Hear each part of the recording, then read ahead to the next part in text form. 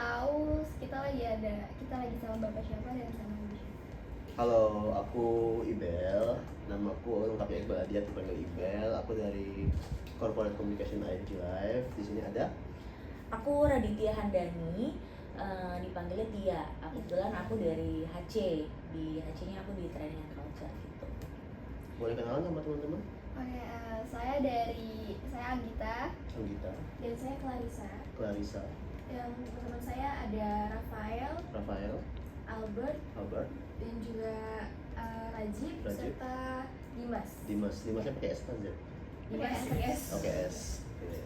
Kita dari Universitas Gunadarma. Oh iya. Kita di sini izin untuk mewawancarai perusahaan IFG Live. Oh iya, betul. Sekaligus kita juga ingin observasi bagaimana kegiatan di perusahaan ini, lingkungannya seperti apa, dan interaksi antara karyawan dengan karyawan lainnya seperti apa. Oh gitu. Oke. Kita izin tanya-tanya ya Bapak Ibu. Ini mata kuliah apa ya? Keperluan mata kuliah apa ya? Kita mata kuliah Human Relation. Human Relation ini semua dari satu fakultas, satu konsentrasi yang sama? Iya, kita kebetulan satu kelas. Oh, Jurusan apa? Jurusan Ilmu Komunikasi. Oh, ilmu komunikasi. ini semester berapa? Semester 4. Oke. Oh. Boleh silakan. Silakan dimulai. Mau bertanya soal apa? Saya mulai ya. Menurut Bapak dan Ibu, bagaimana perusahaan memastikan stabilitas pekerjaan dan jaminan sosial bagi para karyawannya? Bagaimana perusahaan memastikan stabilitas pekerjaan dan jaminan sosial bagi para karyawan? Oke, jadi IFG Live ini memang kita itu masih dalam, saya jelaskan dulu ya sebelumnya. IFG Live itu kan merupakan anak usaha dari IFG, atau nama resminya adalah Bahana Pemindahan Usaha Indonesia gitu kan. Kita adalah anak perusahaan BPUI yang adalah perusahaan yang bergerak di bidang asuransi jiwa gitu kan. Jadi kita memang masih kalau untuk peraturan kita memang masih menganut pada regulator pertama Undang-Undang Ketenagakerjaan. Juga kalau untuk jaminan sosial, maksudnya jaminan sosial di sini adalah maksudnya BPJS Ketenagakerjaan atau seperti itu maksudnya? Iya. Di sini ada BPJS Ketenagakerjaan yang memang kita masih mengikuti regulasi yang berlaku. Jadi memang basically di IFG Live itu memang sepenuhnya kita akan mengadopsi atau menyadur peraturan dari pemerintah yang berlaku seperti itu. Kalau memang jawaban saya kurang, boleh dikonfirmasi lagi ya. Kok nggak pede? Enggak, soalnya aku takutnya nggak paham pertanyaannya. Oh iya. Takutnya soal Ini boleh nanti itu jawabnya? Iya, Apa? Oh iya. Selanjutnya, menurut Bapak sama Ibu nih sebagai pekerja yang ada di sini, semisal Bapak sama Ibu mencapai sebuah prestasi, apa yang diberikan perusahaan terhadap Bapak sama Ibu? Prestasi. Iya. Di IFG Live itu memang kita sudah mulai menegakkan sistem reward and punishment, di mana kalau kita ngomong prestasi mungkin kita persempit di performance ya, kalau saya sebagai human capital ya. Jadi apabila memang kita itu ada target, kalau memang tidak tercapai target, memang ada semacam development plan-nya sendiri, di mana si pegawai tersebut itu semacam menandatangani komitmen bahwasanya memang akan ada upaya atau yang mereka lakukan untuk mengembangkan atau mendevelop dirinya sendiri. Nah, nanti dalam periode waktu tersebut nanti akan ada dimonitor dan coaching secara berkala oleh atasan dan juga dari manajemen kami seperti itu. Nah, apabila tidak mencapai target, di sini kita ngomongin sebagai karyawan ya, organik karyawan tidak mencapai target, tentunya akan ada beberapa sanksi yang memang kita bisa tarik dari peraturan perusahaan ini gitu. Jadi memang ada sanksi tiering yang mungkin setiap jenis pelanggaran atau setiap jenis tidak tercapai performance itu masing-masing punya level tindakan pendisiplinannya masing-masing seperti itu. Kalau untuk penghargaannya itu atau pengakuannya itu seperti apa? Kayak diberikan apa dari perusahaan? Ini terhadap pegawai yang berprestasi dalam bidang apa? Di bidang umum aja, maksudnya kayak mencapai sebuah prestasi atau pencapaian. Dari sisi budaya, prestasi-prestasi misalnya, kalau tadi kan aku kan secara implisitnya bilang soal performance ya, peningkatan pegawai, which is apabila tercapainya performance atau target dari perusahaan yang memang itu sifatnya prestasi di sisi company wide gitu ya. Tapi kalau memang teman-teman pengen dengar cerita dari sudut pandang lain, kita ini ada keanggotaan atau community yang disebut juga Life Squad gitu. Jadi Life Squad itu di mana teman-teman itu diberikan media, wadah, sarana dan prasarana untuk dapat menuangkan kreativitasnya, hobi-hobinya, juga minat dan bakatnya. Nah, di situ kita fasilitasi untuk teman-teman ini bisa berprestasi atau unjuk gigi lah ibaratnya, boleh di lingkungan sesama anak perusahaan, juga kompetisi-kompetisi yang memang diselenggarakan di Kementerian BUMN dan segala macamnya. Nah itu tentunya kan hadiah ya kan,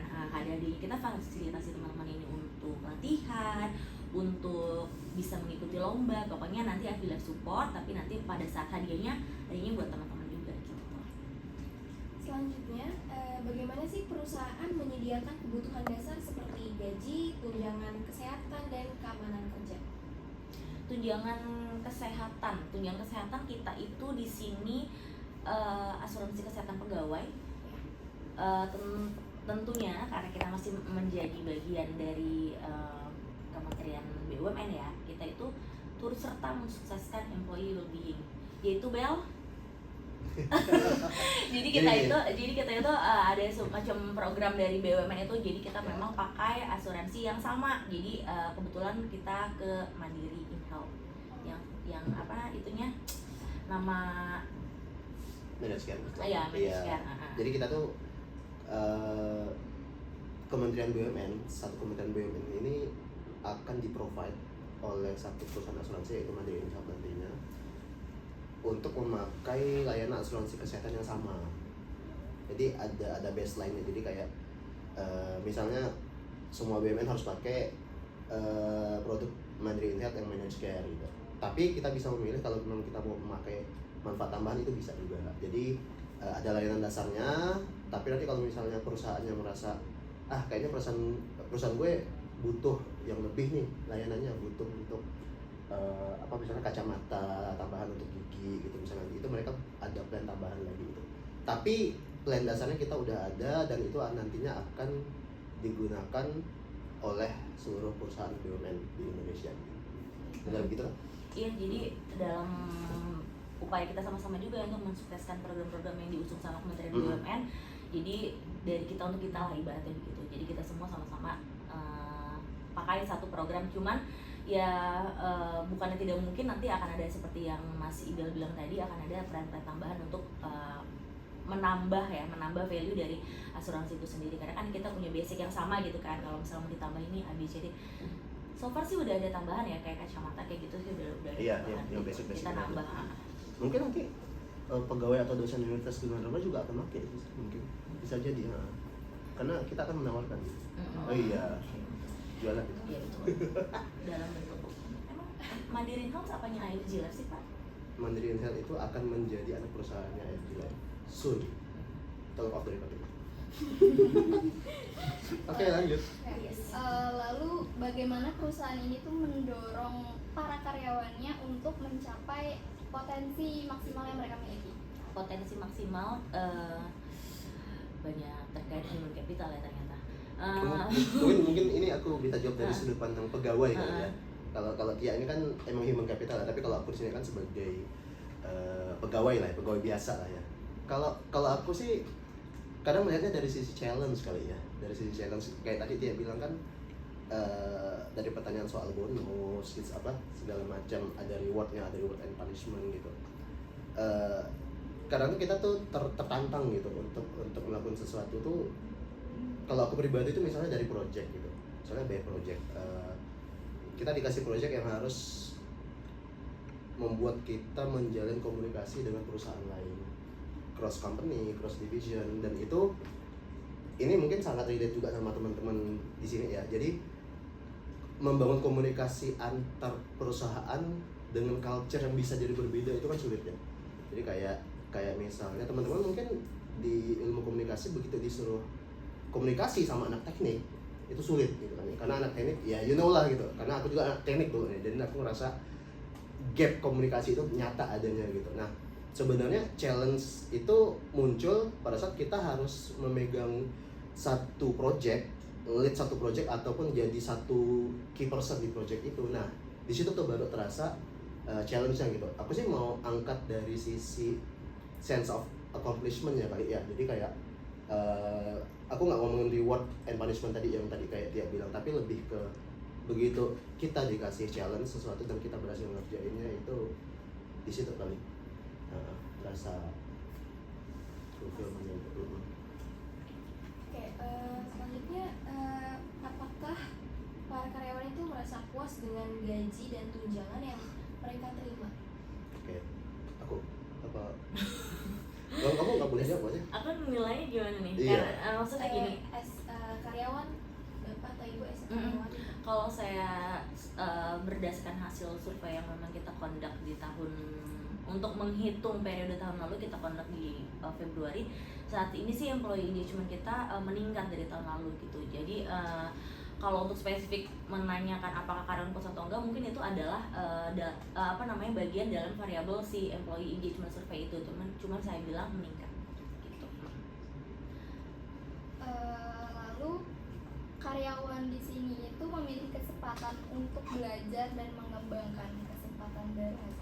Mengembangkan kesempatan baru, tentu. Jadi di kami itu ada proyek namanya proyek akselerasi, salah satunya adalah bapak ini. Jadi di proyek akselerasi itu pegawai tersebut juga itu tadi yang Ibel bilang, di challenge untuk menambah added value dari dalam dirinya. Jadi Ibel juga sempat kita ikutkan beberapa series course itu dari PDP, terus juga ada belajar tentang project management seperti itu. Nanti akan ada project lagi juga yang Ibel, kamu udah kumpulin belum sih assignment? Ada assignment, dia bikin project bahwasanya nanti projectnya itu harus dapat diimplementasikan di sini gitu. Terus kalau terkait pengembangan bisa saya tambahkan selain tadi yang Ibel ceritain, di setiap tahunnya kita itu ada identifikasi kebutuhan pengembangan di masing-masing unit kerja gitu ya. Jadi nanti dari submission yang sudah kita terima, nanti kita akan bagi-bagikan lagi bahwasanya misalnya berapa orang sih atau berapa persen sih yang butuh misalnya pengembangan di ilmu komunikasi. Nah nanti kita akan berikan course atau pelatihan yang kira-kira dapat sesuai meningkatkan kompetensi pegawai tersebut, dan tentunya tetap kita itu juga ya, kita pastikan relevansinya terhadap pekerjaannya tersebut sih gitu.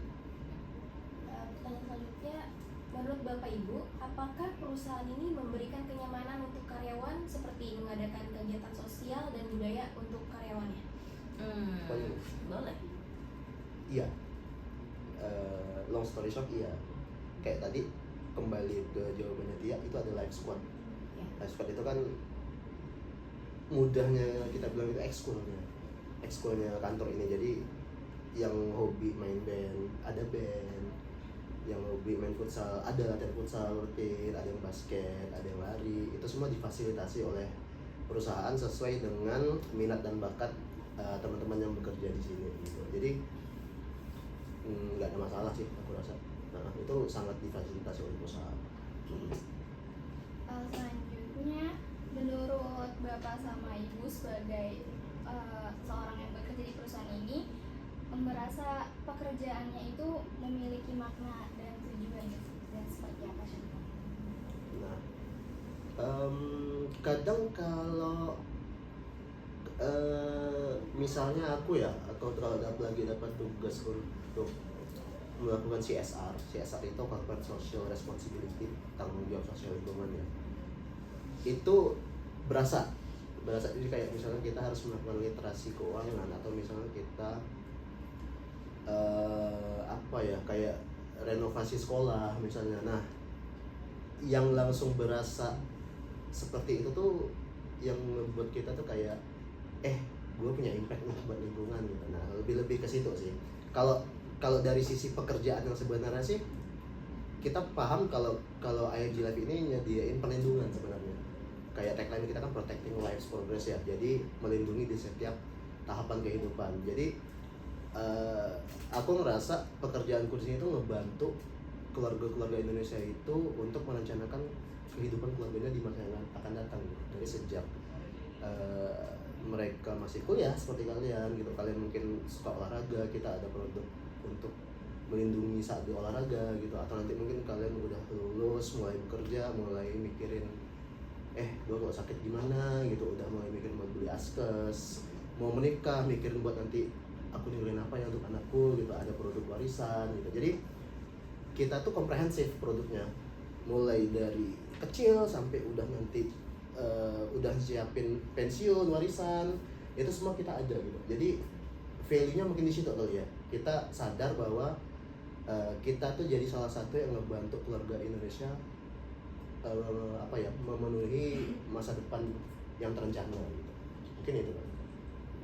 Oke, selanjutnya sebagai karyawan di perusahaan ini, apakah Bapak Ibu itu merasa sudah menjadi bagian dari tim dan perusahaan ini? Of course. Aku rasa itu udah ini kali ya, udah kayak defaultnya kali ya. Aku pribadi kalau misalnya udah masuk di satu perusahaan itu, ya udah langsung mencurahkan segala kemampuan kita gitu. Jadi ya aku rasa itu udah seharusnya sih. Iya, karena kita juga ada engagement score, dan engagement score-nya itu kategorinya moderate high. Jadi memang kalau dibilang menjadi bagian dari perusahaan ini, kan kita bisa lihat dari engagement ya, pegawainya sudah cukup engage kok dengan pekerjaannya sehari-hari. Mereka itu ibaratnya karyawan di IFG Life itu tidak hitung-hitungan kalau memang kerja gitu. Jadi memang kita memang willing untuk sama-sama membangun perusahaan ini, bersama-sama bekerja untuk mencapai tujuan yang sama sih gitu. Udah?